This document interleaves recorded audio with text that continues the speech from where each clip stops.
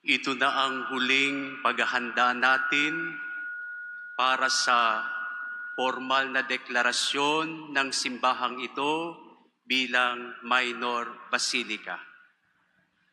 Ang ating mga pagbasa ay ang mga pagbasa para sa araw ng linggo.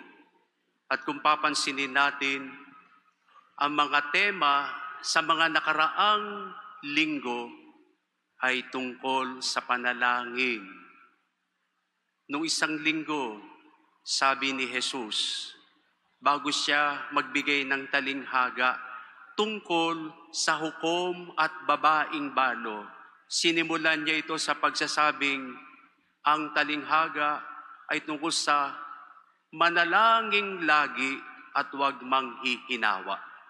At nung nakarang linggo pa, tungkol sa 10 ketongin, sumisigaw, Jesus, mahabag kayo sa amin. At ang sabi lang ni Jesus, pasuri kayo sa mga saserdote. Lumalakad sila at di pa nakararating sa mga saserdote, sila'y gumaling. At napansin ng isa na siya'y gumaling, bumalik kay Jesus, nagpatira pa.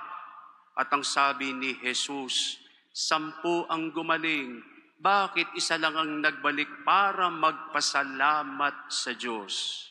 At nung isa pang linggo pa, may sinabi rin si Jesus tungkol sa talinghaga. Inang, humingi ka, ikaw'y bibigyan, kumatok ka, ikaw ay pagbubuksan, humanap kay makasusumpong. At ngayon naman sa Ebanghelyo, napansin ni Jesus 2 uri ng tao pumasok sa templo. Parehong nanalangin, ngunit isa lang ang pinakinggan ng Diyos. Isa lang. Nasa loob tayo ng minor basilica. Lahat tayo nananalangin. Ano ba ang epekto ng dasal natin sa loob ng minor basilica? May iba bang pagkakaiba? Meron ba? Kapag ba nagdasal ka sa inyong kapilya, pag ba kayo nagdasal sa inyong munting altar sa bahay, kapag ba kayo nagdasal sa inyong adoration chapel sa parokya, at dito sa minor basilica, nababago ba ang katangian ng inyong mga dasal? Nababago ba? Napakalinaw sa Ebanghelyo, ang pinakikinggan ng Diyos, yaong hindi man lang maitaas ang kanyang paningin sa Diyos. At ang pagkakasabi pa nga, di kalayuan, ibig sabihin, yung Pariseo nasa loob ng templo, yung publikano baka nasa labas. Hiyang-hiya, dinadagukan ng sarili, humihingi ng sorry sa Panginoon. Ano bang ibig sabihin ng minor basilica? 4 ang mga simbolo. Ito, kanan, may upuan, papal chair. Dito, may payong, nakabuka ng kaunti. Sa taas, 2 susi.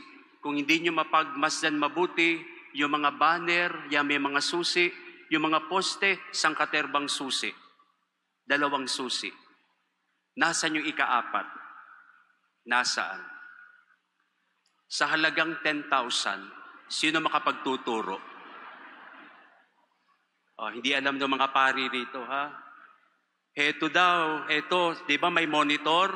Sa ilalim ng monitor, meron diyang parang anong nakikita niyong dekorasyon dyan? Sabi ng isa, ganyan daw. May maliit na bell. O ilan ha?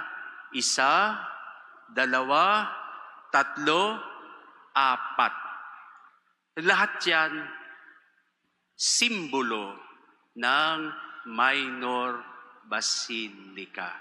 Lahat yan sagisag ng Santo Papa. Bakit kailangang ilagay dito ang sagisag ng Santo Papa? Anong gusto niyang ipaabot sa atin? Anong ibig niyang i-share sa atin? Huwag na tayong lumayo. Ang mga espesyal na simbahan, kaya tinawag na espesyal. Bakit? Sa isang salita, indulhensya. Indulhensya. At sino ang nagkakaloob ng indulhensya? Ang Santo Papa. Si Jesus na namatay sa krus ay tumanggap ng gantimpala. Ngunit yung gantimpalang iyon, hindi para sa Kanya. Ang gantimpalang iyon, sa Tagalog, ipinamumudmud niya sa mga taong nagbabalik loob sa Diyos. Yung mga meritong yon, dahil binayaran na ni Jesus, siya na ang nagbayad puri sa atin. Kaya lang, di natin natatangkilik ang kanyang pagbabayad puri. Kaya sa ganitong pamamaraan, sinasabi ng simbahan, ang pagbabago natin, bilang katibayan na tayo nagbago, ay ang patuloy nating pagbabayad puri. Salamat sa indulhensya. Salamat. Sa Ebanghelyong ating narinig, sabi ko, 2 ang nanalangin, 1 lang ang pinakinggan. Kasi yung isa, hindi talaga siya nanalangin. Wala naman siyang hinihingi sa Diyos. Nagmamalaki siya sa harap ng Diyos. Parang wala siyang dapat pagbayaran. At ang publikano, sabi ni Jesus, pagkatapos manalangin, sinasabi ko sa inyo, siya ay umuwi, kinalulugdan ng Diyos. Umuwi siya, napakinggan ng Diyos. Ano yung application natin? Sa ating diocese, 2 na ang minor basilica. Yung isa nasa Taytay, St. John the Baptist, at ang isa naman dito sa, Marikina. Isang kwento lang nakakatawa. Dahil ako nga po ay director ako ng Basic Ecclesial Communities, munting sambayan ng Kristiyano. Minsan meron kaming meeting. Sabi ko binabati ko yung dumarating, taga saan kayo? At nung makilala ko, sabi ko taga St. John kayo Minor Basilica po, Father. Talagang idiniin niya yung minor basilica po. Biniro ko, siguro kayo yung minor problem ni Father, Sabi kong gano'n 2 ang ating basilica. Samantalayin natin. Ito'y lugar.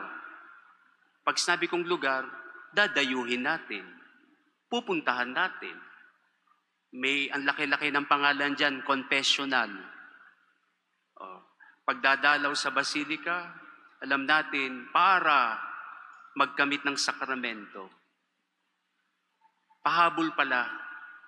Bakit daw pa nagiging basilika ang isang simbahan? Bakit daw? Una, yung arkitektura. Arkitektura. Dapat yung simbahan, masasabi mo talaga na, wow, maganda. Masasabi mo simbahan, ramdam ko rito, maayos, ginastusan, inialay sa Diyos. Arkitektura. Pangalawa, kahit walang arkitektura siguro, may kakaibang kasaysayan yung simbahan. At kung may kasaysayan ito, hindi man yung gusali, ang parokyang ito ay 50 taon na. 50 years na ang parokyang ito. So isang milestone iyon na ihanda sa pagtatayo ng bagong simbahan. Dating simbahan dito ay maliit lang. At pangatlo, ito na yung pinakamahalaga sa lahat, liturgical services. Ang mga inihahandog na mga paglilingkod na pangliturhiya sa ikalalago ng pananampalataya at debosyon ng mga mananampalataya. At alam ko, doon tayo dapat sa pangatlo, liturgical services. Di po ba? Yun na nagbibigay sa atin ng indulhensya. Yun. Kaya, siguro, gawin na nating panata. Alam ko, baka napunta lang dito sa Basilica sa Roma. Ito minor basilica. Sa Roma, major basilica. 4. Alam ko, ilan lang dito ang napunta roon. Kaya nga meron tayo mga basilika sa labas ng Roma, katulad nito. Kaya, wag nating palalampasin ang taon nang hindi tayo dumadalaw sa mga basilika ng ating diocese. Gawin na nating panatayan, dadalaw sa mga basilika. At doon, hindi para magmalaki sa harap ng Panginoon, kundi sa diwa ng isang publikano, laging nagpapakumbaba, laging nagmamakaawa, at wala na ibang malapitan kundi ang Panginoon. At sigurado, aalis tayo sa lugar na ito, kinalulugdan ng Panginoon.